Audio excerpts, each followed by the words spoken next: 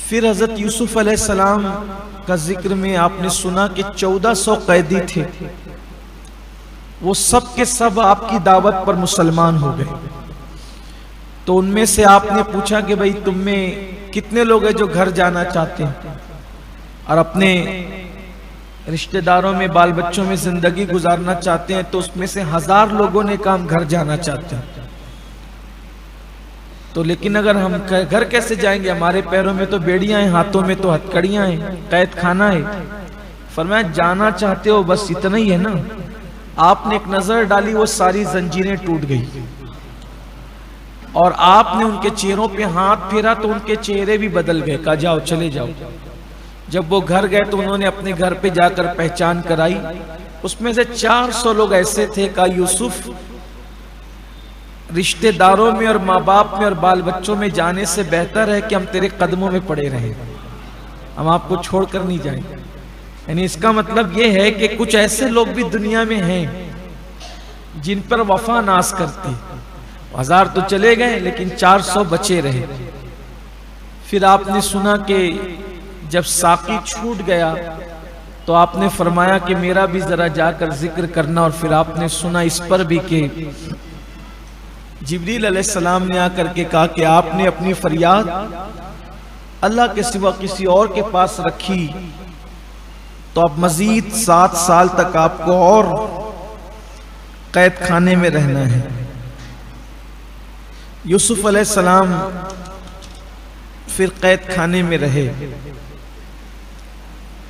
एक दिन हजरत यूसुफ अलैहिस्सलाम कैद खाने में थे। कैद खाना ऐसी जगह था जहां से बाहर के लोग आते जाते नजर आते थे, लेकिन अंदर के लोग बाहर वालों को नहीं दिखते थे।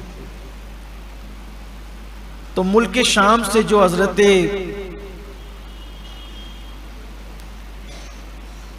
यूसुफ अलैहिस्सलाम का वतन था उर्दुन, तो शाम से एक काफिला आया था।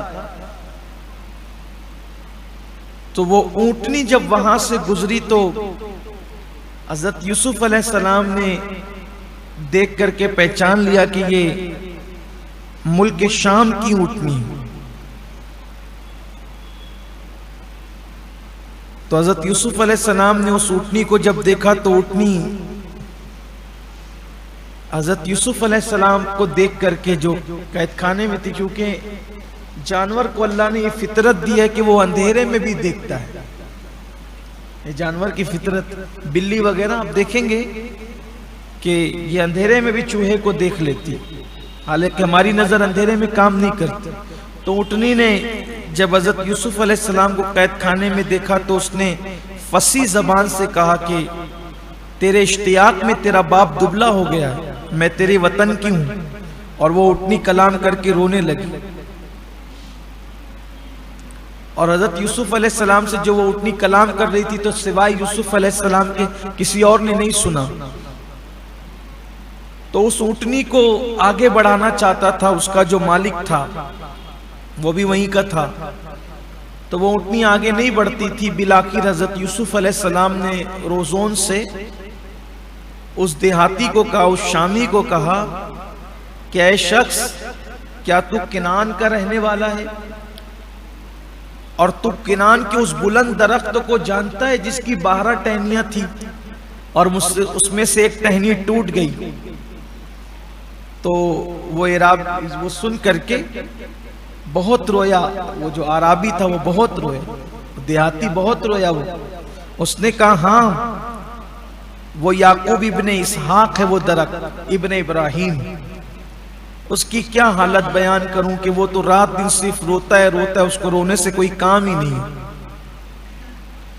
तो कहा कि तू इधर कैसे आया, तू तो किनानी है। तो कहा कि मैं सौदागरी के लिए आया हूं। तो उस वक्त हजरत यूसुफ अलैहिस्सलाम के हाथ में सुर्ख याकूत का जो कंगन था, जो बादशाह ने आपको पहनाया था, और उसी हालत में आपको कैद में लाके डाल दिया गया था, तो वो कंगन उतार कर आपने उसको दे दिया, उसकी तरफ फेंका और फरमाया ये 20,000 दिनार है इसकी कीमत, इसे ले जा। और ले जा करके उसी दरख्त को, जिसकी वो बुलंद दरख्त जिसकी 12 टहनियां थी, एक कट गई और 11 बाकी है, उसको मेरा सलाम कहना कि मिस्र के कैद खाने से एक मुसाफिर गुलाम ने आपको सलाम कहा है। तो अराबी ने पूछा कि तुम कौन हो, नाम तो बताओ। कहा मेरा नाम मत, सिर्फ सलाम कह दे। जब वो देहाती याकूब अलैहिस्सलाम के घर पे पहुंचा तो वहां पहुंच करके उसने कहा कि मैं पैगाम लाया हूं। तो यूसुफ अलैहिस्सलाम की बहन ने कहा कि किसके लिए पैगाम लाया हूं? कहा कि मिस्र से पैगाम लाया हूं तुम्हारे बाबा के लिए। तो हजरत याकूब अलैहिस्सलाम नमाज पढ़ रहे थे। बहन ने कहा कि मिस्र से किसी मुसाफिर गुलाम का ये पैगाम लाए। आपने नमाज मुख्तसर की, सलाम फेरा और उठकर खड़े होने की कोशिश की तो आप गिर गए, इतने कमजोर हो गए थे। 30-35 साल तक एक इंसान रात और दिन सिर्फ रोता ही रहे तो उसका हाल क्या होगा? हजरत याकूब अलैहिस्सलाम की आंखें सफेद हो गई थी रोते रोते, बीनाई खत्म हो गई थी। आप याकूब अलैहिस्सलाम इतना रोए, कमजोर हो, रात और दिन एक ही काम था, खड़े नहीं हो सके, जमीन पर गिर पड़े। बेटी ने हाथ का सहारा दिया और बाहर लाई तो आपने कहा कि ऐ देहाती मुसाफिर, तुझसे बड़ी अच्छी खुशबू आ रही, तुझसे अच्छी खुशबू आ रही है, बता क्या है? तो कहा मैं एक मुसाफिर गमगीन का पैगाम लाया हूं। याकूब अलैहिस्सलाम ने फरमाया क्या तूने उसकी सूरत देखी? का नहीं, उसने दीवार के पीछे से मुझसे बातें की और आपको सलाम कहने के लिए कहा। याकूब अलैहिस्सलाम ने कहा जो कुछ तुझे जरूरत है मुझे पेश कर, मैं तेरी जरूरत पूरी करूंगा। कहा नहीं, उसने मुझे माला माल कर दिया है। हज़रत याकूब अलैहिस्सलाम ने कहा अल्लाह तेरे ऊपर मौत की सख्ती को आसान कर। अल मुख्तसर ये कि फिर कैद व बन के वो 7 साल मुकम्मल हुए तो हज़रत यूसुफ अलैहिस्सलाम ने अब किसी से कुछ नहीं कहा। आपने सर सजदे में रखा और अल्लाह की बारगाह में अर्ज किया कि मौला तू ही गमों का खोलने वाला और मुश्किलों को आसान करने वाला है। मौला अब इस कैद से तू मुझे निजात अता फरमा। इधर यूसुफ अलैहिस्सलाम रात के वक्त, रात के आखिरी पहर में सर सजदे में रखकर दुआ कर रहे थे और उधर मिस्र का बादशाह ख्वाब देख रहा था। इससे पता चला कि सजदे में सर रखकर आखिरी हिस्से की रात की दुआ की बड़ी अहमियत है। हदीस पाक में आता है कि अल्लाह रात के आखिरी हिस्से में आसमान दुनिया पर नुज़ूल इजलाल फरमाता है और बंदों से कहता है मेरे बंदों जो मांगना है मांगो, मैं तुम्हें अता करूंगा। इसलिए रात के आखिरी हिस्से की दुआ की बड़ी अहमियत है। इधर आप दुआ कर रहे थे, उधर बादशाह ख्वाब देख रहा था और सुबह उठा वो और उठने के बाद अपना ख्वाब ही भूल गया। ख्वाब तो देखा लेकिन भूल गया कि मैंने क्या देखा। वो बादशाह था और सुबह उठकर वो अपने उलमा और नदीमों से, हकीमों से कहता है मैंने ख्वाब देखा है, मैं भूल गया हूं, बताओ मेरा ख्वाब क्या है। उन्होंने कहा कि भाई हम ख्वाब बताएं तो हम ताबीर बताएं, आपका ख्वाब ही नहीं पता आपको। जो ख्वाब देखकर भूल जाएं उसको ख्वाबे परेशान कहते हैं। ख्वाबे परेशान, वो अब उसकी ताबीर कौन बताए। सब परेशान हुए। बादशाह ने कहा कि मैं मुझे बताओ वरना मैं तुम्हें कत्ल कर दूंगा। लोगों ने कहा बादशाह ये ख्वाबे परेशान है, इसका जब आप ख्वाब बताएंगे तो ताबीर बताई जाएगी, ऐसे नहीं होगा। ऐसे में फिर उसको याद आया वो जो साकी था और आजाद हुआ था वो ख्वाब, तो कहा कि मुझे यूसुफ के पास ले चलो, यूसुफ सिद्दीक के पास, वो इस ख्वाब की ताबीर जरूर बताएगा। तो बादशाह ने पूछा कि तुझे कैसे पता कि वो बताएगा। तो कहा कि फिर उसने पूरा वो वाकया बयान किया, वो किस्सा बयान किया। तो फिर उसके बाद बादशाह ने कहा ठीक है जाओ और उससे पूछो। तो जब वो, अब उसको याद दिला दिया गया। अब जब वो आया तो आने के बाद उसने कहा कि बादशाह ने एक ख्वाबे परेशान देखा है और वो ख्वाब भूल गया। अब वो ख्वाब क्या है।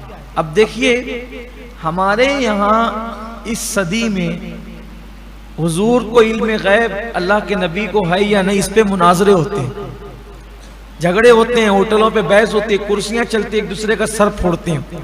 ये कुरान है जो मैं आपके सामने पेश कर रहा हूँ, कोई हदीस नहीं है। अभी कि आप उससे इख्तिलाफ करें, ये ज़ईफ है, ये गड़ी हुई है, ये ऐसी है, ऐसा कुछ भी नहीं।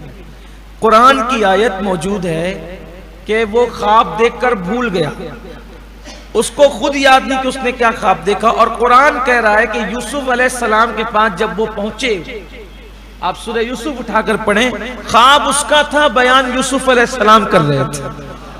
और भाई ख्वाब मैंने क्या देखा है सोते में, ये तो मेरे सिवा किसी को नहीं पता है। अब अगर कोई दूसरा बता रहा है तो बोलो ये गैब की खबर है कि नहीं है, इसको इल्म गैब नहीं कहते तो क्या कहते। और जब जनाबे यूसुफ की ये शान है कि ख्वाब किसी का है, बयान यूसुफ करें, तो जिसके सदक़े में यूसुफ को नबूवत और रिसालत और बादशाही मिली और सारी नेमतें मिली, उस मोहम्मदुर रसूलुल्लाह के इल्म का आलम क्या हो। अब यूसुफ अलैहिस्सलाम के पास जब वो लोग आए तो यूसुफ अलैहिस्सलाम ने कहा, बादशाह ने ख्वाब ये देखा है कि 7 दुबली गाय 7 मोटी ताजी फरबा गायों को खा रही है और 7 बालियां सूखी हुई 7 हरी भरी बालियों से लिपट गई है। ये ख्वाब देखा बादशाह। वो आया, उसने कहा कि यूसुफ ये कहता है कि आपने ख्वाब ये देखा है। तो बादशाह हंसने लगा, बोला हाँ यही ख्वाब था, और ऐसा लगता है ख्वाब उसने ही देखा, ये सही ख्वाब बयान। एक काम करो, उसको लाओ मेरे पास, लाओ उसको। जब वो मेरे पास आएगा तो अब मैं उससे खुद अपने कान से ताबीर सुनूंगा। उसको यकीन हो गया कि ख्वाब तो यही है, उसे याद आ गया। हजरत यूसुफ अलैहिस्सलाम के पास वो आए कि अब बादशाह तुम्हें बुलाता है, चलो तुम्हें बुला रहा है। कहा नहीं, मैं ऐसे नहीं आऊंगा। वो मुझ पे जो इल्जाम लगा था ना जिना का, बदी का, वो पहले क्लियर करो, वो साफ करो पहले। देखो ये तरीका होता है अपने पे लगे हुए इल्जाम को खत्म। कितनी धीरे धीरे धीरे कैसी मंजिलें आती है, कैसे। उस वक्त नहीं कहा कि मैं बेकसूर हूं, उस वक्त नहीं। अब ये मंजिल आई तो कहते हैं भाई पहले वो औरतों को बुलाओ, सब मामला पहले क्लियर करो कौन सच्चा था। फिर जलीखा को बुलाया गया, उसकी सहेलियों को बुलाया गया और फिर पूछा गया कि क्या मामला है, क्या मसला है। तो फिर वो सब लोगों ने यही कहा कि हम लोग गलती पर थे, सारा कसूर हमारा था और यूसुफ का कोई कसूर नहीं था। हमने यूसुफ का दिल लुभाने की कोशिश की थी, हमने उन्हें बदी की दावत दी थी, वो तो बेकसूर है। जब पूरे मिस्र के सामने उनका बेकसूर होना साबित हो गया तो फिर हजरत यूसुफ अलैहिस्सलाम जेल खाने से निकलने के लिए तैयार हुए। वो भी एक शर्त और रखी, मैं अकेला नहीं निकलूंगा, मेरे साथ जितने कैदी हैं उन सबको भी रिहा कर, वो भी सब आजाद होंगे, क्योंकि वो सब ईमान ला चुके थे। हजरत यूसुफ अलैहिस्सलाम के कहने पर वो कलमा पढ़ चुके थे, मुसलमान हो चुके थे। तो औरतों ने कहा कि भाई हम ही मकर करते थे और हमारा ही सब मामला था। लेकिन यूसुफ अलैहिस्सलाम के लिए फिर ये हुआ कि बड़ा कीमती लिबास आपको पहनाया गया, हजारों घोड़े खच्चर सवारियां भेजी गई और इस शान से हजरत यूसुफ अलैहिस्सलाम को लाया गया। हजरत यूसुफ अलैहिस्सलाम जब तशरीफ लाए तो आने के बाद आपने ये नहीं फरमाया कि मैं बहुत मुत्तकी हूँ, परहेजगार हूँ, ऐसा फरमाया कि मैं अपने नफ्स को बेकसूर नहीं करार देता। नफ्स तो इंसान को जराइम और गुनाहों की तरफ ले जाने वाला है, मगर यही कि अल्लाह जिसको अपने करम से बचा ले। उसके बाद हजरत सैयदना यूसुफ अलैहिस्सलाम आए तो आने के बाद जैसे ही आप दरबार में दाखिल हुए, दरबार में दाखिल होने के बाद बादशाह आपके लिए उठ करके खड़ा हो गया और खड़े होने के बाद हजरत यूसुफ अलैहिस्सलाम को उसने अपने तख्त पर बिठाया और तख्त पर बिठाने के बाद कहने लगा बताइए वो ख्वाब की ताबीर क्या है। तो हजरत यूसुफ अलैहिस्सलाम ने फरमाया तुम्हारा ख्वाब तो तुम सुन चुके। आपने फिर ख्वाब बयान फरमाया। ख्वाब बयान करने के बाद का इसकी ताबीर ये है कि आपके पास 7 साल लगातार जोरदार बारिश होगी, बहुत अच्छी बारिश होगी, जिससे खेती खूब होगी। तो तुमको करना यह है कि उसको आपको जखीरा करना है, जमा करना है और आपको साफ नहीं करना है, अनाज नहीं निकालना है बालियों से। बालियों के अंदर आपको संभाल करके रखना है और जितना खाना है बस उतना ही साफ करो, बाकी के उसको जमा करते रहो। फिर उसके बाद जो है यानी कि तुम पर ऐसे 7 साल आएंगे कि फिर तुम पर कहत साली का दौर आएगा। कहत साली का दौर आएगा और फिर जो है वो बड़ी तंगी और उसरत का दौर होगा। फिर 1 साल ऐसा मीना बरसेगा कि तुम जो है वो अंगूर के रस निचोड़ोगे। इस तरीके से आपने फरमाया, तो तुम्हें इस तरह से निज़ाम चलाना होगा। जब आपने ये ताबीर बयान फरमाई, हजरत सैयदना यूसुफ अलैहिस्सलाम ने ख्वाब की, तो फिर उन लोगों ने ये कहा कि मगर ये करेगा कौन, कैसे होगा, किस तरीके से किया जाएगा। तो हज़रत यूसुफ अलैहिस्सलाम ने फरमाया बादशाह से, एक काम करो, ये निज़ाम अगर तुम मेरे हाथ में दे दो तो मैं जो है ये सब संभाल सकता हूँ।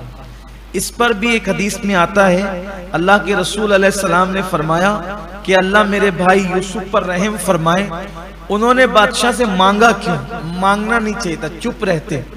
अगर चुप रहते, खामोश रहते, तो उसी वक्त उनको हुकूमत मिल जाती। जब उन्होंने बादशाह से कहा कि बादशाह हुकूमत मुझे दे दे, मैं संभाल लूंगा, तो अल्लाह ताला ने 1 साल और लेट कर दिया। लेकिन बहरहाल 1 साल के बाद फिर उनको हुकूमत मिल गई, सल्तनत मिल गई। बादशाह भी हजरत यूसुफ अलैहिस्सलाम के हाथ पर मुसलमान हो गया और कुल खजाने का आपको मालिक कर दिया और आप बादशाह बना दिए गए। और जब आप बादशाह बना दिए गए तो ऐसे में ज़लीखा को खौफ हुआ कि अब ये तो यूसुफ हो गए बादशाह, अब पता नहीं ये मेरे साथ क्या करेंगे और जो वो मुझे कैसी कैसी अजियतें उठानी पड़ेगी। तो चुपके से वो वहां से निकल गई। और एक औरत थी जो मिस्र में बहुत गरीब थी, भीख मांगती थी, ज़लीखा उसकी कुटिया में जा करके छुप गई। कमोबेश 25 साल तक के ज़लीखा को उसी कुटिया में रहना पड़ा। बाज़ मुफस्सिरीन ने लिखा है ज़लीखा भी नाबीना हो गई और भीख मांगने लगी। ज़लीखा पर यह दिन आए भीख मांगने। एक बात आपसे कहता हूँ, ज़लीखा के लिए नहीं कह रहा हूँ, उससे हट कर एक बात कहता हूँ, जहां जिना वहां फना। जो भी लोग गुनाह करेंगे अपने उरूज के दौर में, तरक्की के दौर में, कामयाबी के दौर में, एक दिन उन पर जवाल आएगा गुनाह की वजह से। इसलिए जब अल्लाह जवानी दे, दौलत दे, इल्म दे, इज्जत दे, नवाजे, तो अल्लाह के बंदे बन के रहो और अल्लाह से डर कर, उसका खौफ खाकर सीधे सीधे मामलात करो। अकड़ो मत, गुरूर मत करो, घमंड मत करो और अल्लाह की नाफरमानी मत करो, वरना बुरे दिन आएंगे, अच्छे दिन नहीं आते। जुल्म करने वालों पे कभी अच्छे दिन नहीं आते। फिर हजरत यूसुफ अलैहिस्सलाम बादशाह हो गए। आदत थी आपकी, आप बगैर मेहमान के कभी खाना नहीं खाते थे, आपकी भी आदत थी। आले इब्राहिम में से थे, अपने जद्दे करीम इब्राहिम अलैहिस्सलाम के तरीके पर चलते थे। फिर हजरत यूसुफ अलैहिस्सलाम जब बादशाह हो गए तो बादशाह होने के बाद अब आप मसरूफ हो गए उन्हीं काम में जिस काम के लिए आपको बादशाह बनाया गया था। आपने क्या किया, जब पहले बारिश हुई, बारिश के दिनों में आपने मिस्र में जितनी जमीनें थी, हत्ता के पहाड़ियों पर भी आपने बुआई करा दी, वहां भी हल चला दिया, पहाड़ों पर भी। और जहां जहां खाली जमीन थी सब जगह खेती खेती खेती खेती। और इतना गल्ला जमा कर लिया आपने कि आपने जो वो एक 40 गज का की चौड़ाई और 160 गज की लंबाई ऐसे कमरे बनाए और उसमें 1 इंच भी आपने लकड़ी नहीं लगाई, बल्कि पत्थर के कमरे बनाए और उसमें आपने गल्ला जमा किया। जितना लगता था आप उतना लोगों को खाने के लिए देते थे, बाकी सब जमा कर रहे। 7 साल तक मुसलसल आपने गल्ला जमा किया।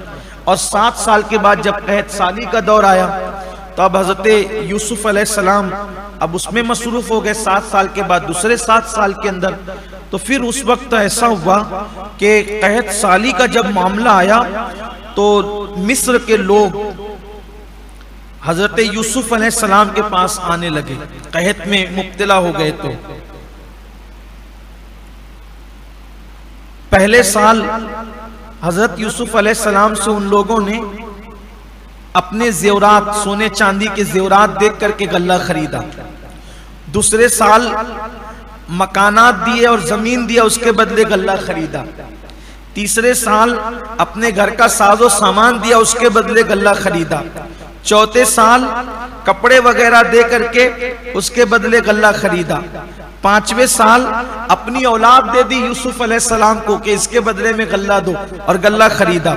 6ठे साल कहा कि अब कुछ बचा नहीं है देने के लिए, बाल बच्चे भी दे चुके हैं, अब हम भी आपके हाथों बिक जाते हैं, आप हमें ले लीजिए और हमें अनाज दीजिए।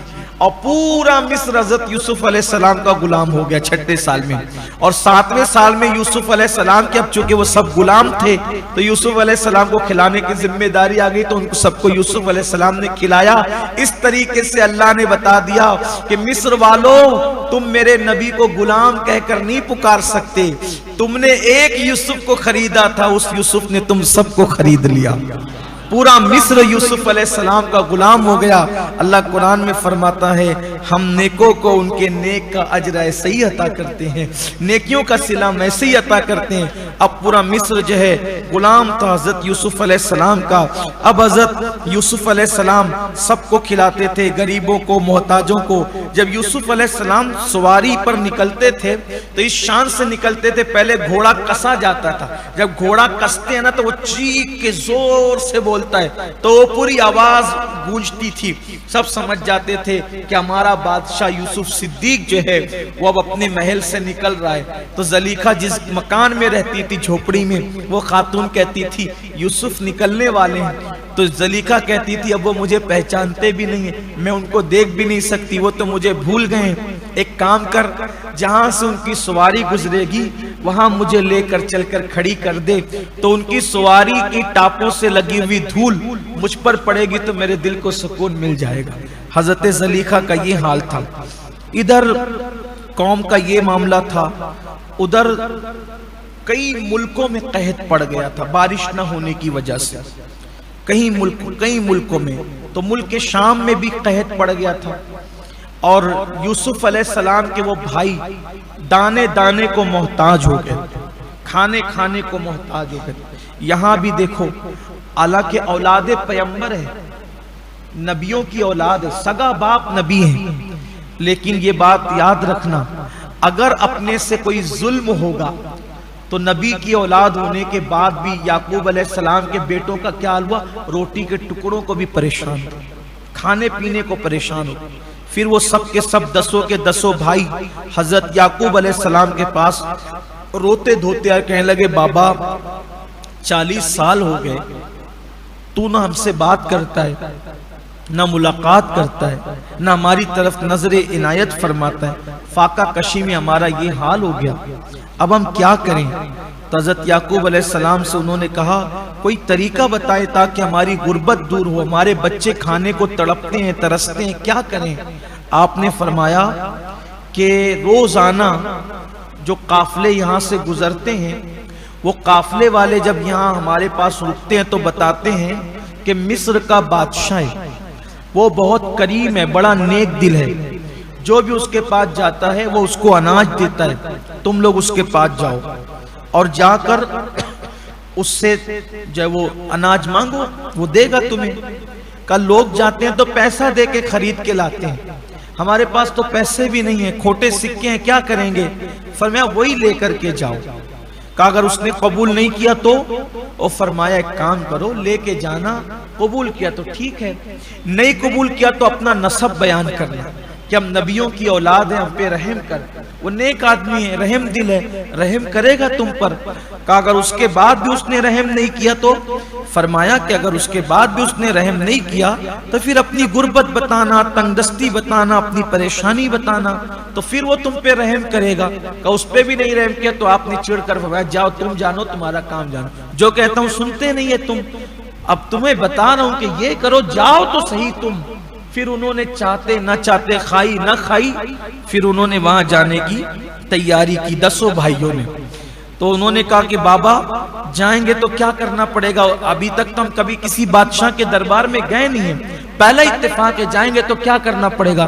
फरमाया देखो, जाना तो उसकी इजाजत के बगैर कमरे में दाखिल नहीं होना, बड़बड़ नहीं करना, अपनी मर्जी से बातें नहीं करना, जितना पूछे उतना ही जवाब देना, जब तक कि वो बैठने के लिए नहीं कहे बैठना नहीं, वो जो है वो उसके सामने खड़े रहना, तो इधर उधर नहीं देखना।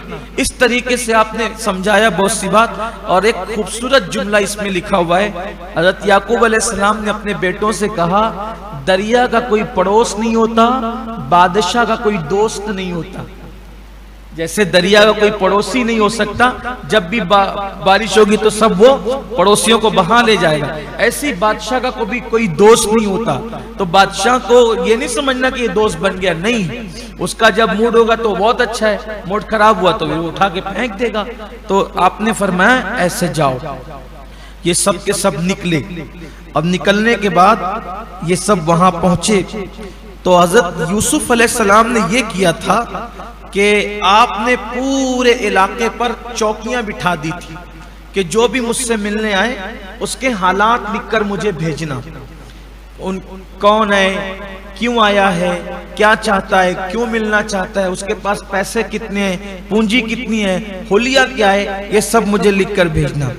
अब जब वो लोग आए 10 के 10 भाई, तो हजरत यूसुफ अलैहिस्सलाम के वो जो चौकीदार थे, जो चौकियां बैठी हुई थी, उन्होंने इन सबको पकड़ लिया और पकड़ने के बाद कहा कौन हो तुम लोग। तो उन्होंने कहा कि भाई तुम हमसे ये सब क्यों पूछते हो। कहा हमारे बादशाह का हुक्म है कि जो भी आएगा उससे ये तफ्तीश होगी। फिर उन्होंने बताया कि देखो हम लोग याकूब इब्ने इसहाक इब्ने इब्राहिम की औलाद में से, और हम बादशाह से मिलना चाहते हैं, हमारे पास जो है वो कुछ नहीं है, हमारे बच्चे भूखे हैं, हम बादशाह से अनाज चाहते हैं। इस तरीके की जब पूरी तफसील आई तो आने के बाद हजरत यूसुफ अलैहिस्सलाम ने वो देखा और देख करके रोए और बेहोश हो गए। देखकर पहचान लिया आपने, क्योंकि पूरी दुनिया में इस वक्त याकूब इब्ने इसहाक इब्ने इब्राहिम की औलाद तो मेरे सगे भाई है, इनके अलावा कोई और है नहीं। जब बेहोश हो गए तो लोग समझ नहीं पाए, जो दरबार में बैठे हुए थे कि क्या हुआ। ऐसे में फिर जो करीबी वज़रा थे उन्होंने सबको बाहर निकल जाने के लिए कहा। तो हजरत यूसुफ अलैहिस्सलाम को होश आया, तो फिर आपने जो करीबी वज़रा थे उनसे भी कहा कि तुम भी सब निकल जाओ। और खत देख देख करके रोते थे और चेहरे पे रखते थे, बहुत परेशान होते थे। फिर आपने उस चौकीदार को बुलाया और चौकीदार से कहा चौकीदार ये बता वो कितने लोग हैं। कहा वो 10 लोग हैं। कहा उनके कपड़े कैसे हैं। तो कहा कि उनके कपड़े फटे पुराने, उनके चेहरे जर्द हो गए, लेकिन चेहरे हैं बड़े खूबसूरत, बड़े हसीन चेहरे उनके, ऐसे खूबसूरत हमने मिस्र में किसी को नहीं देखा। और कहा कि फटे पुराने कपड़े, कहा उनकी सवारियां भी खस्ता है। वो कहता जाता था, यूसुफ अलैहिस्सलाम रोते जाते। तो वो चौकीदार कहता है कि आप क्यों रोते हैं। फरमाया कि रहने दे, एक काम कर, उन लोगों को मेरे कमरे में, मेरे महल में ले आ। तो अब खास वजीर आता है, कहता है हुजूर जो भी मुसाफिर आते हैं उनको आप मुसाफिर खाने में ठहराते हैं, ये मुसाफिर कौन लोग हैं कि जिनको आप अपने महल में ठहरा रहे हैं। आपने फरमाया ज्यादा बातें न कर, जो कहता हूं वही कर। अब इतना सुनना था तो वजीर गया, उन सबको 10 के 10 को ले आया। जब ले आया तो चूंकि ये लोग थे इब्रानी, मिस्र में किब्ती जबान बोली जाती थी, तो चूंकि यूसुफ अलैहिस्सलाम इब्रानी जानते थे, चूंकि आप भी इब्रानी ही थे और मिस्र में रहने की वजह से किब्ती भी जानते थे। तो जब ये आए तो यूसुफ अलैहिस्सलाम ऊपर के महल के हिस्से में थे। तो जब इन्होंने इतना सब ताम झाम और इतना सब तुझको एहतशाम देखा तो वो आपस में कहने लगे कि बादशाह हम पर इतना मेहरबान क्यों है। तो एक भाई कहता था कि शायद हम नबियों की औलाद है इसलिए वो हम पर इतनी मेहरबानी कर रहा है। हजरत यूसुफ अलैहिस्सलाम सुनते थे और रोते जाते थे। फिर कोई कहता था कि नहीं हो सकता है फटे पुराने कपड़े पर हमें मजबूर देखा, नेक आदमी है इसलिए हो सकता हमारी गुर्बत पर रहम कर रहा है। वो कहते जाते थे, आपस में बातें करते थे। तो यूसुफ अलैहिस्सलाम ने उनका ये हाल देखा और अपने वज़रा से कहा 3 दिन तक इन्हें गोश्त, मीठी चीजें, अच्छी चीजें सब खिलाओ और फिर उनको अच्छे कपड़े पहनाना, फिर मेरे पास लाना। 3 दिन गुजर गए तो उन लोगों ने कहा कि हमें अपने बादशाह के पास ले चलो। तो कहा कि हाँ बादशाह मिलेगा। फिर उसके बाद हजरत यूसुफ अलैहिस्सलाम के सामने वो आए और आकर के खड़े हो गए। जब खड़े हो गए 10 के 10, तो यूसुफ अलैहिस्सलाम ने फरमाया कि कौन हो तुम। तो कहने लगे कि हम लोग बड़े नेक बुजुर्ग हजरत याकूब अलैहिस्सलाम की औलाद में से। अच्छा, कहा हमारा बाप बहुत नेक, बड़ा परहेजगार है। हम 12 भाई थे, हम 12 भाई थे, 10 तो आए हैं, एक भाई बाप के पास है, और हमारे एक भाई को भेड़िया खा गया, वो मर गया है। कहा अच्छा, मर गया? तो कहा वो जो तुम्हारा भाई था जिसको भेड़िया खा गया, तो उसको क्यों भेड़िया खा गया? तो कहा कि हम खेलने गए थे और हमारे बाप को उससे बहुत मोहब्बत थी, हमसे उतनी मोहब्बत नहीं थी जितनी उससे मोहब्बत थी। तो कहा तुम्हारा बाप फिर नेक कैसे हो सकता है? जो बड़े बेटों से मोहब्बत ना करे, छोटे बेटे से मोहब्बत करे, तो ये तो नाइंसाफी है, नेक कैसे हो सकता है? कहा नहीं बादशाह, अगर तुम उसको देखते, अभी भी तुम उसको देखोगे तो तुम ये कहने लगोगे, बल्कि उसका दुश्मन भी देखेगा तो कह उठेगा कि ये बहुत नेक है। अच्छा, तो कहा फिर तो तुम्हारे भाई का क्या, उसकी आक़िबत क्या हुई? कहा बादशाह हमारे मजहब में ये है कि जो बचपने में मर जाता है वो जन्नत में ही जाता है, तो चूंकि वो बचपने में उसको भेड़िया खा गया तब वो जन्नत में है। कहा अच्छा ऐसी बात है, ठीक है। और भी बातें की, और बातें करने के बाद फिर हजरत यूसुफ अलैहिस्सलाम ने उन लोगों को खिलाया पिलाया, और खिला पिला करके कहा कि मैं भी मजहब इस्लाम पर ही हूँ। तो कहा कि हमारा बाबा इस्लाम ही की दावत देता है, याकूब अलैहिस्सलाम उनका नाम है। तो आपने सब साजो सामान दिया, और साजो सामान देने के बाद फिर हजरत यूसुफ अलैहिस्सलाम ने उनसे कहा देखो इसके बाद अगर आना तो तुम 10 मत आना, वो जो तुम्हारा 11वां भाई है उसको भी लेकर आना, ठीक? क्योंकि अगर तुम उसको नहीं लाए, अगर तुमने उसको नहीं लाया तो फिर मैं तुम्हें कुछ नहीं दूंगा, अगर इसके बाद कोई जरूरत पड़ती है तो तुमको यही करना पड़ेगा। उन्होंने कहा बहुत अच्छा। फिर वो वहां गए, और जब जा करके उन्होंने अपने साजो सामान खोले, तो साजो सामान खोलने के बाद देखा कि जो पैसे खोटे सिक्के दिए थे उनके सामान में हजरत यूसुफ अलैहिस्सलाम ने वो भी डलवा दिए थे, और बहुत सी नेमतें, बहुत बड़ी बड़ी चीजें, बड़े तोहफे ताइफ सब दिए। जब याकूब अलैहिस्सलाम के पास पहुंचे तो कहा बाबा बड़ा नेक है वो, बड़ा परहेजगार है, बड़ी तारीफ की वो जो सब होता है। और फिर उसके बाद कहा कि जो सामान हमने पैसे दिए थे वो भी उसने हमें वापस कर दिया। और फिर हजरत यूसुफ अलैहिस्सलाम की बड़ी तारीफ की, लेकिन कहा बाबा उसने ये कहा है कि अगर इसके बाद तुम्हें किसी चीज की जरूरत पेश आए तो तुम अगर 10 आओगे तो मैं तुम्हें कुछ नहीं दूंगा, वो तुम्हारा जो 11वां भाई है तुम्हें उसको भी लाना पड़ेगा। तो अब वो चीजें खत्म हो गई, चूंकि तकरीबन हजरत याकूब अलैहिस्सलाम के वो पोता पोती पर पोता पर पोती तकरीबन 400 लोग थे। अब 400 लोगों में वो गल्ला कितना काम आ सकता था, हो गया खत्म। अब जब दोबारा जाने की बात आई तो फिर कहा कि हमें अब जाना पड़ेगा। तो याकूब अलैहिस्सलाम ने कहा देखो मेरे यूसुफ को भी ले गए, उसको छोड़ आए, उसको भेड़िया खा गया, मुझे तकलीफ दी। अब उसका ये एक भाई बच्चा है सगा बिन्यामीन, अब इसको भी ले जाओगे छोड़ाओगे, मैं क्या करूंगा? कहा नहीं बाबा हम अहद करते हैं कि ऐसा नहीं होगा, वरना उसके बगैर तो अनाज मिलना नहीं है, मिलेगा नहीं अनाज। हजरत याकूब अलैहिस्सलाम ने कहा पहले कसम खाओ कि तुम मेरे बिन्यामीन को छोड़ के नहीं आओगे, अगर ऐसा करते हो तो मैं तुम्हें भेज दूंगा। फिर आपने कहा मैंने अल्लाह के सुपुर्द किया। कहा मेरे बेटो अब जब जाना ना तो एक दरवाजे से मत जाना, वरना 11 के 11 भाई एक दरवाजे से जाओगे तो तुमको नजर लग जाएगी, और नजर तो लग गई 12 बेटों को, तो एक बेटा तो मेरा चला गया। हदीस पाक में आता है कि नजर बद लगती है, जादू का भी असर होता है। कुछ लोग कहते हैं अरे ये सब कुछ नहीं है, हदीस पाक में आया है कि इसका असर होता है। फरमाया गया कि नजर बद अगर पत्थर को लगे तो पत्थर फट जाए, नजर बद अगर जानवर को लगे तो हांडी में आ जाए, और नजर बद इंसान को लगे तो इंसान कब्र में चला जाए। नजर बद का इतना असर होता है। बहरहाल फिर वो आपने फरमाया कि भाई सब अलग अलग दरवाजों से जाना। तो हुआ ये कि 11 के 11 भाई सब वो तकसीम हो गए। कि तू इस दरवाजे से, तू इस दरवाजे से, और दो तीन उससे, इससे अकेले बिन्यामीन बच गए। अब ये पहली बार गए थे, सबको रास्ते मालूम थे, इनको नहीं मालूम था। ये बाबू शाम पर खड़े हो गए। अब ये बोलते थे इब्रानी जबान, कोई इब्रानी जबान बोलता नहीं था।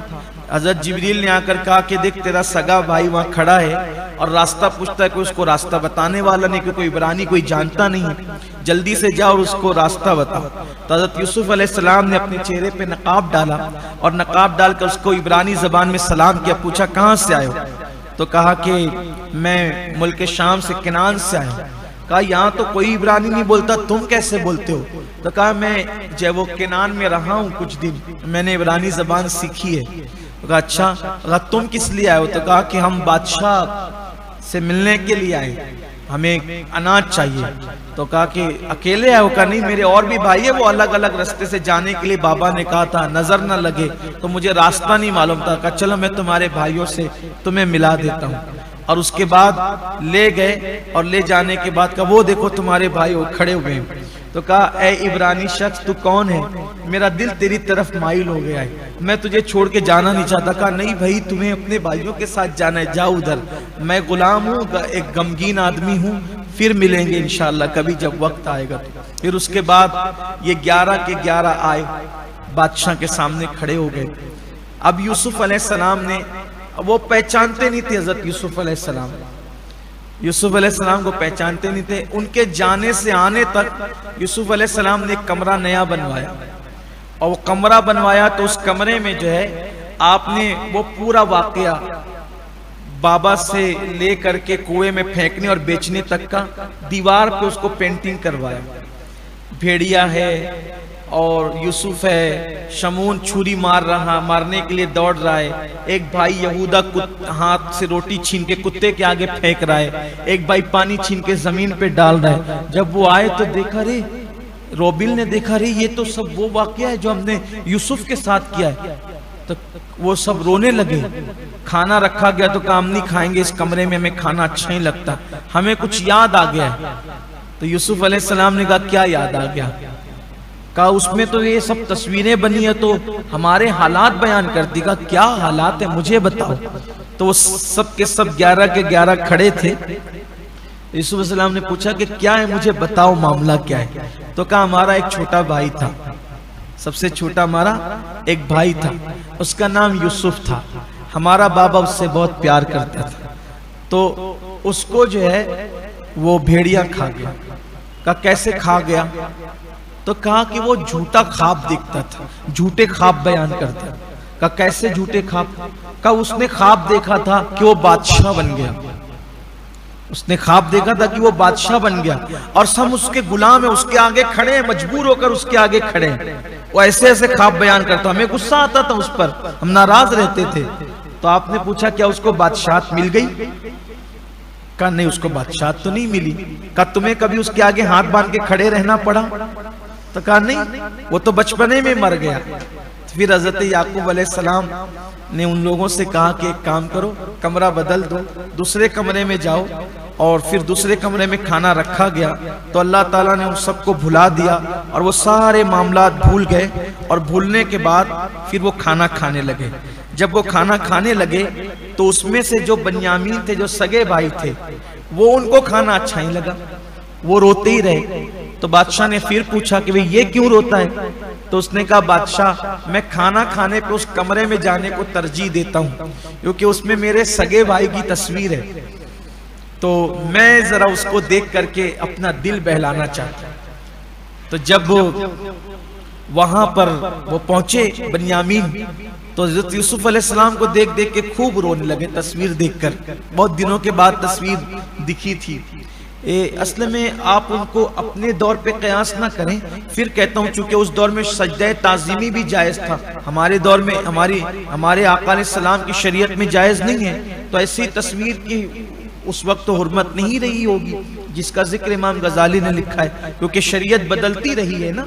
तो रोने लगे, तो रोने की आवाज बुलंद हुई तो हजरत यूसुफ अलैहिस्सलाम ने अपने बेटे हजरत इफ्राहीम को, अपने बेटे इफ्राहीम से कहा इफ्राहीम तुम जाओ और जाकर के वो जो रोने की आवाज है उसके साथ बैठो। कहा चचा, कहा बाबा वो कौन है? कहा वो तेरा चचा है। और मेरा चचा है वो?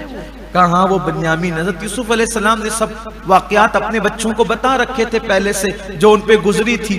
तो कहा वो मेरा चचा बन्यामीन वही है। कहा हाँ। जा करके बाजू में बैठ गए। वो रोते रोते देखा, अरे यूसुफ, क्योंकि हज़रत यूसुफ अलैहिस्सलाम के बेटे इब्राहिम हू बहू हज़रत यूसुफ अलैहिस्सलाम का बचपना था। तू तो मेरे भाई, मरहूम भाई जैसे दिखता है तू। मेरे भाई का इंतकाल हो गया, उसका बचपना ऐसे ही था। तो कहा उसका नाम क्या था? कहा यूसुफ सिद्दीक उसका नाम था। तो कहा कि यूसुफ सिद्दीक, ये तेरी सूरत कैसे आ गई? तेरे अंदर उसकी सूरत कैसे आ गई? वो तो इंतकाल कर गया, उसको तो भेड़िया खा गया। तो कहा कि उसको भेड़िया नहीं खाया, वो जिंदा है और मैं उसी का बेटा हूं और मैं अपने बाप का हमशक्ल हूं। कहा यूसुफ जिंदा है? तो उछल करके सीने से, कहां है मेरा भाई यूसुफ? कहा वो तो आपसे मिल चुके, आपने उनको पहचाना नहीं, देखा नहीं? कहा नहीं मैंने नहीं पहचाना। फिर कहा कि रुको मैं मेरे बाबा को बुला लाता हूं। फिर इब्राहिम आए और हजरत यूसुफ अलैहिस्सलाम को ले गए। तो हजरत बन्यामीन ने कहा आप हयात हैं? कहा हाँ मैं ही तो बादशाह हूं। खूब रोए पकड़ करके एक दूसरे को, रोते रोते बेहोश हो गए। फिर होश आया तो हजरत यूसुफ अलैहिस्सलाम ने कहा बाबा कैसे, बाबा का क्या हाल? तब बन्यामीन ने कहा यूसुफ तुम तो बादशाह हो, लेकिन तेरा बाबा एक सेकंड भी, एक लम्हा भी तेरे बगैर कभी खुश न रहा। आज भी वो रोता है और रोते रोते उसका बुरा हाल है। अब वो खड़ा भी नहीं हो सकता है, उसको एक ही काम है रोना, रोना और सिर्फ रोना। यूसुफ अलैहिस्सलाम भी बहुत रोए। फिर कहा कि तूने शादी की कि नहीं की बन्यामीन? कहा हाँ भाई मैंने शादी की और अल्लाह ने मुझे 3 बच्चे दिए। क्या नाम रखा? का एक का नाम भेड़िया रखा, एक का नाम खून रखा, एक का नाम यूसुफ रखा। का ये क्यों नाम? ऐसे नाम तो नहीं रखते हम लोग। का ये नाम इसलिए रखे कि जब भेड़िया देखूंगा, मेरे बेट जो जिसका नाम भेड़िया रखा, जब उसको पुकारूंगा तो मुझे वही भेड़िया याद आ जाएगा जिस पे झूठा इल्जाम लगाया गया था। और जब खून जिसका नाम रखा उसको पुकारूंगा तो वो खून में भरा हुआ जाली कुर्ता याद आ जाएगा। और जब यूसुफ को पुकारूंगा तो आप याद आ जाएंगे। हम तो यही समझते थे कि यूसुफ दुनिया में न रहा। तो फिर हजरत यूसुफ अलैहिस्सलाम से उन्होंने कहा कि अब मैं नहीं जाऊंगा, मैं नहीं जाऊंगा। तो हजरत यूसुफ अलैहिस्सलाम ने कहा मैं तुम्हें भेजूंगा भी नहीं, मैं तुम्हें रोकने की कोई सबील करता हूं, कोई हीला करता हूं। फिर हजरत यूसुफ अलैहिस्सलाम ने सब भाइयों की बोरियां, थैलियां बांध दी और बांध करके जब सामान बांधा जा रहा था तो कहा कि बन्यामीन की, एक अपने सिपाही से कहा कि बन्यामीन की जो थैली है अनाज की, उस बोरी के अंदर मेरा ये प्याला, उस दौर में उसकी कीमत 2 लाख सोने के सिक्के थी। वो जो प्याला जिससे आप पानी पीते थे, शरबत पीते थे, 2 लाख दीनार सोने के सिक्के थे। तो हजरत यूसुफ अलैहिस्सलाम ने कहा कि ये उसमें डाल देना। डाल दिया उसमें। फिर भाइयों को कहा कि ठीक है। उन्होंने अब भी नहीं पहचाना हजरत यूसुफ अलैहिस्सलाम को और कहा कि जाओ। जब वो लोग चले गए और एक मंजिल पर पहुंचे तो उस मंजिल पर पहुंचने के बाद हजरत यूसुफ अलैहिस्सलाम ने 50,000 का लश्कर उनके पीछे रवाना किया। और रवाना करने के बाद फरमाया कि आप लोग चोर हो। जब उनको पकड़ लिया कि आप लोग चोर हो, उन्होंने कहा अब हम नबी की औलाद, आले पैगंबर हैं, हम चोर कैसे हो सकते हैं? कहा कि बादशाह का वो कीमती प्याला चोरी हो गया है जिससे वो पानी पीते, 2 लाख सोने के सिक्के उसकी कीमत है। एहसान का बदला तुम ये दे रहे हो? बादशाह ने तुम्हें कितना एजाज किया, इकराम किया, तुम ये दे रहे हो? उन्हें खूब डांटा और खूब उनकी सरजनिश की। तो यहूदा ने कहा अब जबान संभाले, ऐसी बात न कर, हम वो लोग नहीं है, हम आले पैगंबर हैं, मैं मुजरिम लोग नहीं है। तो कहा चलो बादशाह के पास। कहा चलो, हम थोड़ी चोर हैं। तो जब वो सब के सब 11 के 11 पहुंचे, तो वहां पहुंचने के बाद यूसुफ अलैहिस्सलाम ने कहा कि तुम लोग ऐसे हो कि इनाम और इकराम और इज्जत का बदला तुम इस तरीके के काम करते हो। तो कहा कि भाई हम ऐसे लोग नहीं हैं और हम ऐसे मुजरिम लोग, चोर लोग नहीं हैं। कहा कि मेरा प्याला गुम हो गया और तुम ही लोग थे महल में, तुम्हारे सिवा कोई था नहीं। तो बादशाह ने एक काम करो, सबके थैले चेक करो, बड़े भाई से लेकर सबके थैले। तो उन्होंने 10 भाइयों के थैले चेक किए। अब चेक करने के बाद फिर कहा, यूसुफ अलैहिस्सलाम ने कहा रुक जाओ, जब इनकी थैली में नहीं निकला तो अब जो सबसे छोटा है वो क्यों चोरी करेगा, उसका थैला चेक मत करो, इनको जाने दो, जाओ जाओ तुम जाओ। जैसे कहा जाओ, तो चूंकि था सौतेला भाई 11वां, तो यहूदा थोड़ा सा मामला था, तो यहूदा ने कहा हमारा चेक किया तो ये कौन सा हमसे बेहतर और अफजल थोड़ी है, हमारा चेक किया, ये चेक करना हमारी बेइज्जती है। जब नहीं निकला तो इसका भी चेक कर लो, ये हमसे अफजल थोड़ी है, हमारा छोटा है। तो कहा नहीं जाओ, हम इसका नहीं चेक करते कि तुम्हारे पैगंबर अपने आप को कहते हो तुम चोरी नहीं करोगे, तो जाओ, हमें यकीन आ गया तुम्हारी बात पे। तो कहा नहीं इसका भी चेक करो। तो जब का इसका भी चेक करो, तो फिर आपने सिपाही से कहा कर लो चेक करो। तो जैसे ही चेक किया तो उसमें वो प्याला निकल गया। जब प्याला निकल गया तो अब ये सब परेशान हो गए। परेशान हुए तो कहा कि अफसोस इसने चोरी की। और इसका जो भाई था ना यूसुफ, वो भी चोर था, वो भी ऐसा कर चुका। हजरत यूसुफ अलैहिस्सलाम ने कहा, कुरान उसको बयान करता है कि तुम कितनी बददयानती से काम लेते हो कि तुम अब भी उसके बारे में इस तरह की बातें करते हो, तुम सही बात नहीं कर रहे हो। बहरहाल तो हसद का कोई इलाज ही नहीं, हसद आदमी को अंधा बहरा कर देता है। तो फिर कहा कि अब ये बताओ, इसके थैले से तो निकला मेरा प्याला, अब ये बताओ कि तुम कहते हो कि तुम्हारा बाप नबी है, तो उस नबी के यहाँ चोर की सजा क्या है? चोर की सजा ये है कि जो जिसकी चोरी करेगा और पकड़ा जाएगा वो उसका गुलाम बन जाएगा, उसी के पास रहेगा। तो कहा फिर अब तुम सब जाओ, अब इसको मैं गुलाम बना के अपने पास रखूंगा। तो यहूदा ने कहा हम तो कसम खा के आए थे, यूसुफ को तो हमने कुएं में फेंका था, अब बाबा के पास गए तो 40 साल हो गए, वो हमसे बात ही नहीं करता है, अब इसको छोड़कर जाएंगे तो क्या कयामत आएगी, इसलिए मैं तो नहीं जाऊंगा। एक काम करते हैं, औलाद याकूब की करामत है जो हमारे पास मौजूद है, क्या कि जब हम लोग चीखते हैं गुस्से में आके तो लोगों के कलेजे फट जाते हैं। तो मैं क्या करूंगा, जिस जेल में इसको डालना जाएगा उसके दरवाजे पे जाऊंगा और अपने बाल जो मेरे बाहर निकलते हैं गुस्से में, और मैं चीखता हूं और सबके पित्ते फटने लगते हैं। जब मैं चीखूंगा तो सब सिपाही मर जाएंगे, फिर तुम जो वो बुनियामिन को छुड़ा लेना और फिर जंग होगी तो हम बादशाह को भी सबको कत्ल कर देंगे। ये लोग कह रहे थे किस जबान में? इब्रानी जबान में। ये और हजरत यूसुफ अलैहिस्सलाम सुन रहे थे कि आप इब्रानी जानते थे। इनको ये था कि इनको इब्रानी आती नहीं है, यूसुफ अलैहिस्सलाम को तो जानते थे। तो हजरत यूसुफ अलैहिस्सलाम ने सुन लिया, अपने बेटे अफराइम से कहा, बेटा ये औलाद याकूब की खुसूसियत है कि वो गुस्से में चीखते हैं ना तो लोगों के कलेजे फट जाते हैं, लेकिन दूसरी खुसूसियत औलाद याकूब की भी है कि एक का गुस्सा कोई ठंडा नहीं कर सकता, लेकिन औलाद याकूब अगर उसको टच कर देना तो वो चीख ही नहीं पाएगा। तो तुम जाओ इसके पीछे और जा करके इसको हाथ टच कर दो ताकि ये चीख ना पाए, ताकि ये नुकसान ना कर सके।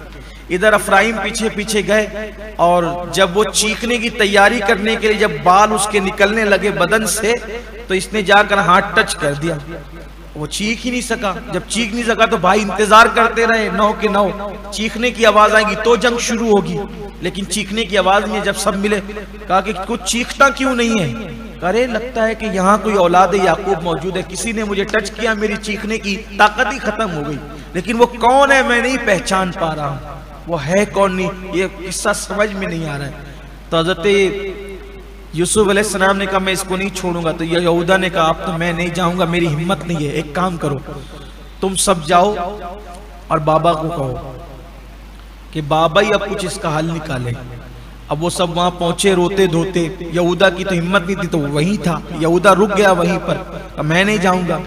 जब पहुंचे तो कहा बाबा उसने चोरी की, बनियामीन ने, जैसे उसके भाई ने चोरी की थी, वहां भी वही कहा। और अब बादशाह ने उसको पकड़ लिया, फरमाया आले पैगंबर चोरी नहीं करते, जाओ ढूंढो, जाओ ढूंढो मेरे तीनों बच्चों को, इंशाअल्लाह वो मिलेंगे। मेरा यूसुफ भी मिलेगा, यहूदा भी मिलेगा, बनियामीन भी मिलेगा। तो बच्चों ने कहा बाबा आप यूसुफ को भूल जाएं, ऐसा लगता है कि जैसे आप उसकी मोहब्बत के अंदर जो है बिल्कुल खुद रफ्ता हो चुके हैं, वारफ्ता हो चुके हैं। बहरहाल हज़रत याकूब अलैहिस्सलाम ने खत लिखा, कहा उसका नाम क्या है वो मुझे नहीं पता है, अगर उसका नाम मालूम होता तो मैं उसका नाम भी लिखता, लेकिन अब अजीज मिस्र करके लिखा कि देख मैं नबी हूँ, मेरा बाप इसहाक है, उनके वालिद इब्राहिम थे, हम औलाद पैगंबर है। याकूब अलैहिस्सलाम ने कहा मैं खुद भी पैगंबर हूँ, मेरी औलाद चोर नहीं हो सकती।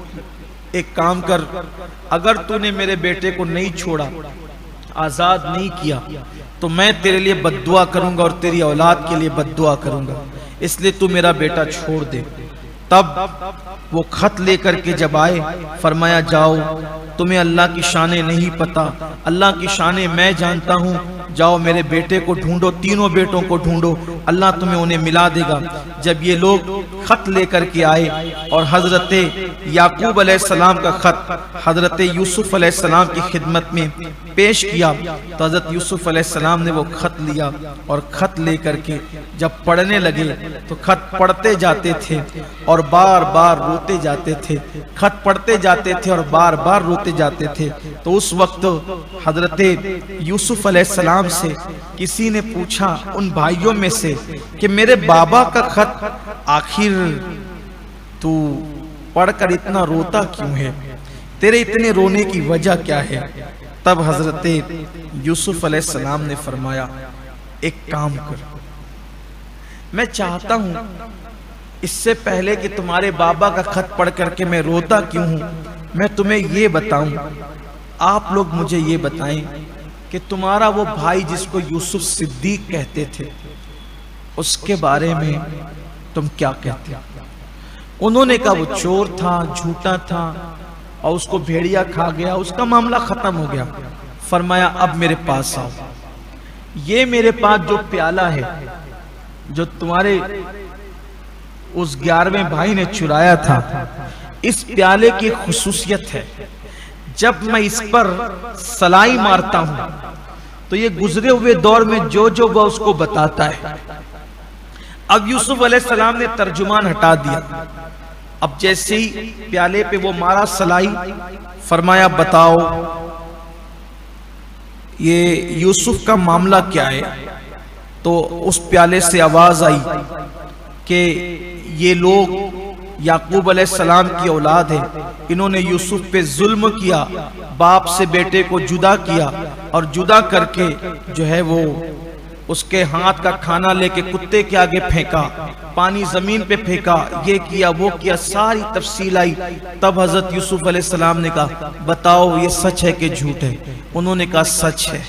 कहा कि फिर कुएं से निकाला गया, दूसरी सलाई मारी तो कहा कुएं से निकाला गया, मार पीट करके उसको मिस्रियों के हाथों फरोख्त कर दिया। कहा बोलो ये सच है कि झूठ है? जो जो आवाज आती रही आखिरकार वो सब कहते सच है, सच है, सच है। फिर हजरत यूसुफ अलैहिस्सलाम ने फरमाया इन सब के हाथ बांध दो, ये अपने भाई के कातिल है, इन सब के हाथ बांध दो और हाथ बांध करके ले जाओ, इनकी गर्दन उड़ा दो। बस जैसे ही जो वो इनके हाथ बांध दिए गए और लेकर जाने लगे तो वो रो रो कर कहने लगे कि ऐ बादशाह हमारे हाल पे रहम कर, अरे हमारा एक भाई भेड़िया खा गया तो मेरा बाप 40 साल से रोते रोते बुरा हाल है, सब के सब भाई कट जाएंगे तो मेरे भाई मेरे बाप का क्या होगा? बस इतनी वो मिन्नत कर रहे थे। हजरत यूसुफ अलैहिस्सलाम को हंसी आ गई, हंसी आ गई तो आप खिलखिला करके हंसे तो आपके दांत उनको नजर आए, तो कह रहे ये दांत तो यूसुफ के थे, यूसुफ के दांत ऐसे थे। उन लोगों ने पहचान लिया, अल्लाह उसको कुरान में बयान करता है कि फिर उन्होंने यूसुफ को पहचान लिया तो कहा कि क्या तुम यूसुफ हो? आपने फरमाया हाँ मैं यूसुफ हूँ। अब वक्त आ चुका था ये बताने के लिए कि अल्लाह का हुक्म था कि अब बता दिया जाए। तो कहा हाँ मैं यूसुफ हूँ। तो हजरत यूसुफ अलैहिस्सलाम के भाइयों ने कहा कि यूसुफ तुम बादशाह बन गए? कहा हाँ अल्हम्दुलिल्लाह मैं बादशाह बन गया हूँ, मैं बादशाह हूँ।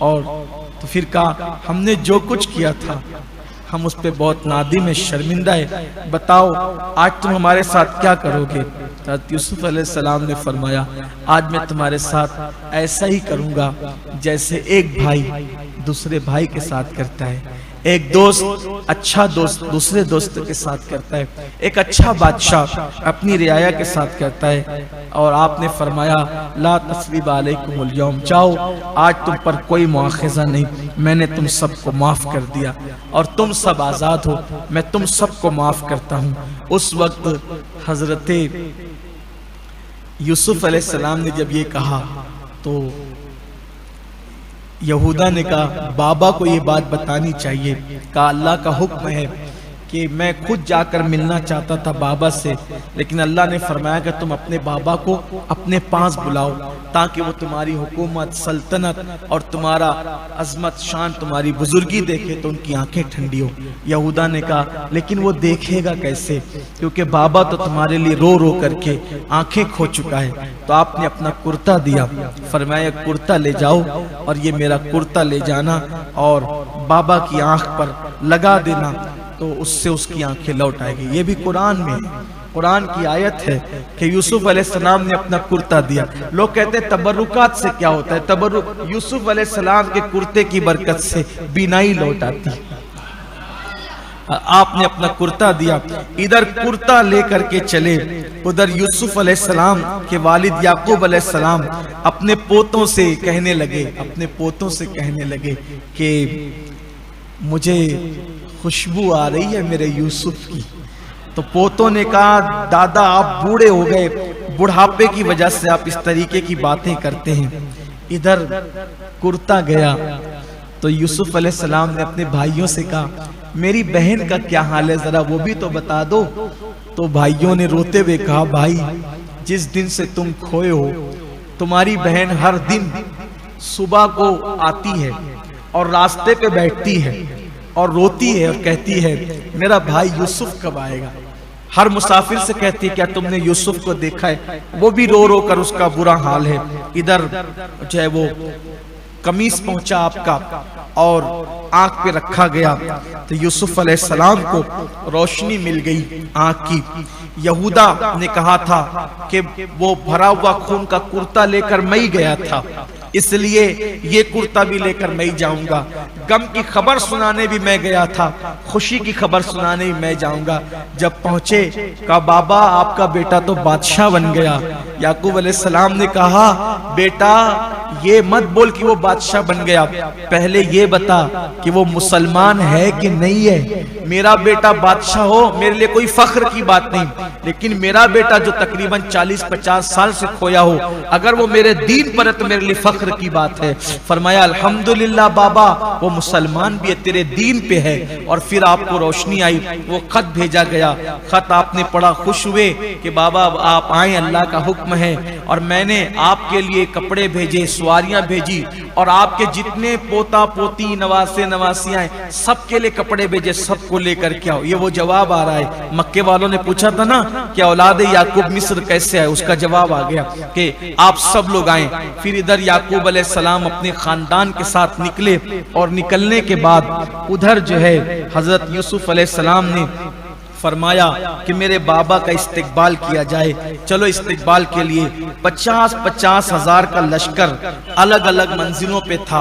तो हजरत याकूब अलैहिस्सलाम पूछते थे ये क्या है, तो यहूदा कहता था बाबा ये आपके बेटे का लश्कर है। फिर उसके बाद आगे ये क्या है, ये आपके बेटे का लश्कर है। हजरत याकूब अलैहिस्सलाम खुश होते जाते थे, खुश होते जाते थे। बिल आखिर जब हजरत याकूब अलैहिस्सलाम मिस्र के करीब आए तो उस वक्त यूसुफ अलैहिस्सलाम भी 5 लाख का लश्कर लेकर के अपने बाबा के इस्तिकबाल के लिए झंडों के साथ आए। और जब आप मिस्र से निकले तो पूरे मिस्र में एक आवाज गूंजी, हंगामा था कि यूसुफ अपने बाप से मिलने जा रहे हैं। और तकरीबन निस्फ सदी के बाद बाप बेटों की मुलाकात होने वाली है। तो इधर यूसुफ जा रहे थे तो जलीखा को ये आवाज आई, तो चूंकि जलीखा भी पूरे खानदान से मोहब्बत करती थी, तो जलीखा ने कहा उस औरत से जिसके घर में रहती थी, मुझे भी लेकर के चल, ताकि मैं भी तो इस खुशी के मौके पर यूसुफ की खुशी में शरीक हो जाऊं। जब गई, इससे पहले के बाबा से मुलाकात होती, अल्लाह ताला ने जिब्रील को हुक्म दिया, जलीखा के पास यूसुफ की सवारी रोक लो। सवारी रुक गई तो जलीखा ने कहा, यूसुफ मुझे पहचानते हो? आपने पहचाना नहीं, कौन है तू? कहा कि अफसोस, मैंने उससे मोहब्बत की जो मुझे पहचानता तक नहीं और उसने मुझे भुला दिया। बूढ़ी हो गई थी जलीखा और हुस्न भी पूरा बुढ़ापे की दहलीज पर जा करके दम तोड़ चुका था। नाबीना भी हो गई थी, फटे पुराने कपड़ों में थी, तो पहचाना नहीं। तो तब जलीखा ने कहा, मैं जलीखा हूँ, तो मेरी मुराद पूरी कर दे। जिब्रील अलैहिस्सलाम ने कहा, इसकी मुराद पूरी कर दीजिए। तो तब कहा, क्या तेरी मुराद है? कहा, मेरे साथ शादी कर ले ताकि मैं तेरी बीवी बन जाऊं। तब यूसुफ अलैहिस्सलाम ने कहा हंस कर कि तू तो बूढ़ी हो गई है, अब तू मेरे क्या काम की, और मैं तुझसे शादी करके क्या करूंगा। जिब्रील अलैहिस्सलाम ने कहा, अल्लाह का हुक्म है, आप इसके साथ शादी करें। कहा, जिब्रील ये तो बूढ़ी है, नाबीना है, और ये तो फकीरनी हो गई है। तो जिब्रील ने कहा, मेरे अल्लाह को क्या देर है, अल्लाह इसकी फकीरी भी दूर कर देगा, नाबीनापन भी दूर कर देगा, और इसका बुढ़ापा भी दूर कर देगा। इधर जिब्रील ने जो है वो एक दम किया, तो चूंकि वो कमारी तो थी ही, हाथ नहीं लगा सका था अजीज मिस्र, तो अल्लाह ताला ने जलीखा को फिर से जवानी अता फरमा दी। आप फिर से जवान हो गई और आपकी गुर्बत दूर हो गई, आंखों की रोशनी फिर पलट आई। पहले जो जलीखा थी, अब जलीखा उससे और खूबसूरत थी। और फिर हजरत यूसुफ अलैहिस्सलाम याकूब अलैहिस्सलाम को फिर मिलने के लिए चले। जब मिलने के लिए चले, फरिश्तों ने भी अर्ज किया, मौला जब याकूब रोता था उसके साथ हम भी रोते थे, अब 50 साल के बाद बाप बेटे मिलने वाले हैं, हम भी उस खुशी में शरीक होना चाहते हैं। और आसमान के फरिश्ते उस जगह जमा हुए जहां पर याकूब और यूसुफ अलैहिस्सलाम की मुलाकात होने वाली थी। हजरत यूसुफ और याकूब अलैहिस्सलाम जब एक दूसरे से मिले तो याकूब अलैहिस्सलाम की चीख निकल गई अपने बेटे को बादशाह देखकर। फिर हजरत यूसुफ अलैहिस्सलाम महल में लाते हैं और लाने के बाद हजरत याकूब अलैहिस्सलाम जलीखा और यूसुफ अलैहिस्सलाम का निकाह पढ़ाते हैं। और उसके बाद फिर जो है एक तख्त पर यूसुफ अलैहिस्सलाम बैठते हैं, एक दाएं तख्त पर याकूब अलैहिस्सलाम बैठते हैं, बाएं तख्त पर हजरत याकूब अलैहिस्सलाम की बीवी और यूसुफ अलैहिस्सलाम की सौतेली माँ जो खाला भी थी जिसने वो ख्वाब को ओपन किया था, वो बाईं तरफ बैठती है। और 11 तख्त और लगते हैं और 11 पर 11 भाई बैठते हैं और सब मिलकर हजरत यूसुफ अलैहिस्सलाम को सजदे ताज़ीमी करते हैं। हजरत याकूब अलैहिस्सलाम बोल उठते हैं, बाबा आज मेरे ख्वाब की ताबीर पूरी हो गई, आज मेरे ख्वाब की ताबीर पूरी हो गई। और अल्लाह नवाजता कैसे है, उसे नवाजने के अंदाज क्या आते हैं। जो मैंने ख्वाब देखा था वो ख्वाब आज पूरा हुआ। लेकिन आप सोचें कि हजरत यूसुफ अलैहिस्सलाम का देखा हुआ ख्वाब पूरा होने में 50 साल का अरसा लगा। 50 साल का अरसा लगा। ख्वाब देखा था तो बच्चे थे, ख्वाब की ताबीर हुई, बच्चों के बाप हो चुके थे। लेकिन उस मकाम पर जो आपने ख्वाब देखा था, वहां पहुंचते पहुंचते यूसुफ अलैहिस्सलाम को कदम कदम पर कितने सब्र आजमा हालात से गुजरना पड़ा। बस अपना भी एक ख्वाब है कि हम जन्नत में जाएंगे और अल्लाह का हुक्म भी है। अब वहां तक, उस मकाम तक पहुंचने के लिए हमें भी कितनी मंजिलों से गुजरना है, सब्र की मंजिलों से। और जिंदगी में भी हमने जो ख्वाब देखे हैं, जो प्लान बनाए हैं, वो जरूर इंशाल्लाह पूरे होंगे। लेकिन उससे हमें बहुत मंजिलों से, मकामात से गुजरना होगा। लेकिन सबसे बड़ी चीज है हिम्मत, हौसला, सब्र। यूसुफ अलैहिस्सलाम मारे गए, हौसला नहीं हारा, सब्र किया। कुएं में डाले गए, फेंके गए, हौसला नहीं हारा, सब्र किया, हिम्मत से काम लिया, बेचे गए, हौसला नहीं हारा, सब्र किया, हिम्मत से काम लिया, मिस्र लाए गए, सब्र से काम लिया, हिम्मत से काम लिया, जिना का इल्जाम लगा, हौसला नहीं हारा, सब्र से काम लिया, हिम्मत से काम लिया, कैद खाने में गए, सब्र से काम लिया, हिम्मत से काम लिया, बिल आखिर अल्लाह ने उन्हें मिस्र का बादशाह बना दिया। इस पूरे किस्से में अहसनुल क़सस के अंदर 3 चीजें मिलती है।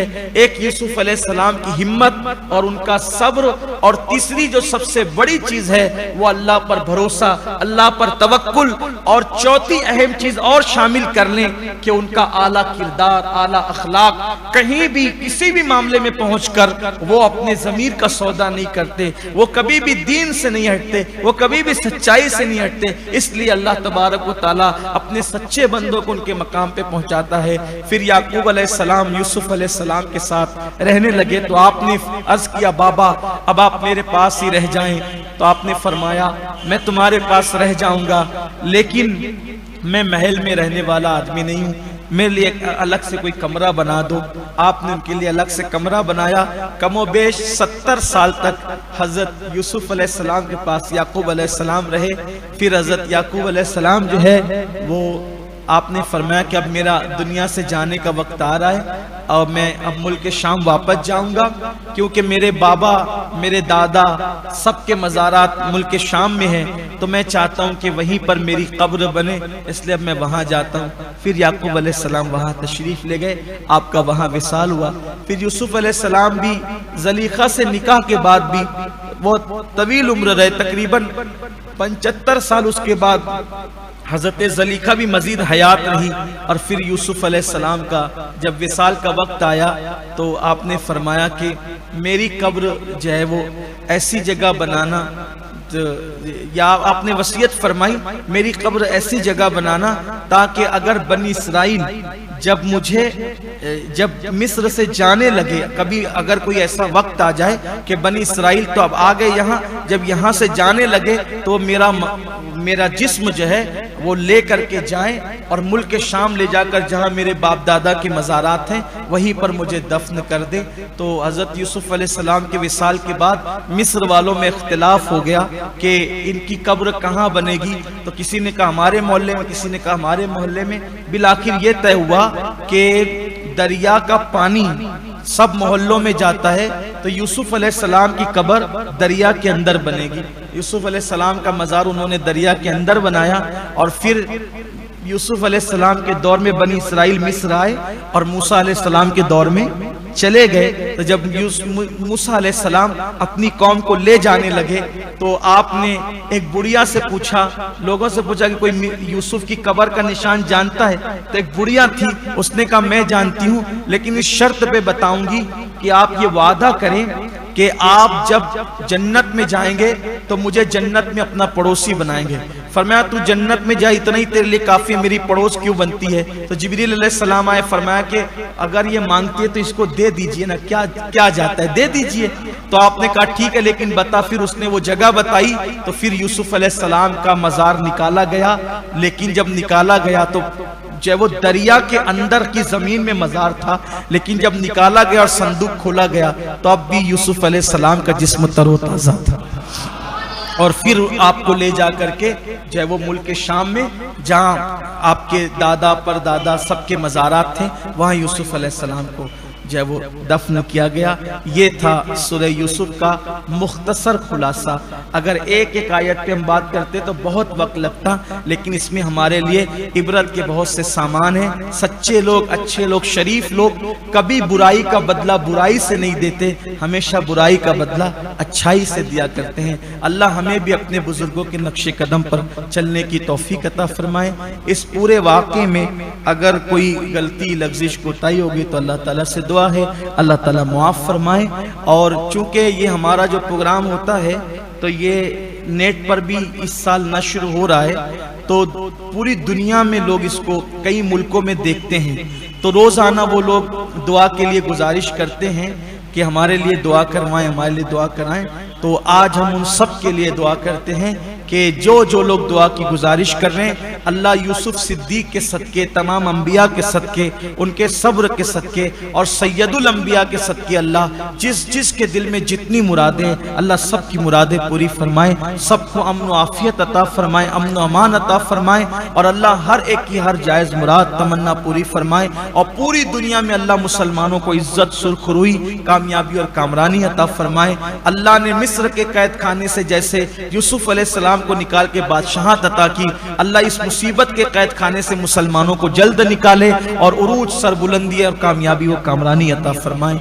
इन्नल्लाह व मलाइकतहु युसल्लूना अलन नबी या अय्युहल्लज़ीना आमनू सल्लु अलैहि व सल्लिमू तस्लीमा सल्लल्लाहु अलैहि नबील व आलिहि व अस्हाबी व बारिक व सल्लिम सलातु व सलामन अलैका या रसूलल्लाह। सुब्हान रब्बिका रब्बिल इज्जति अम्मा यसिफून।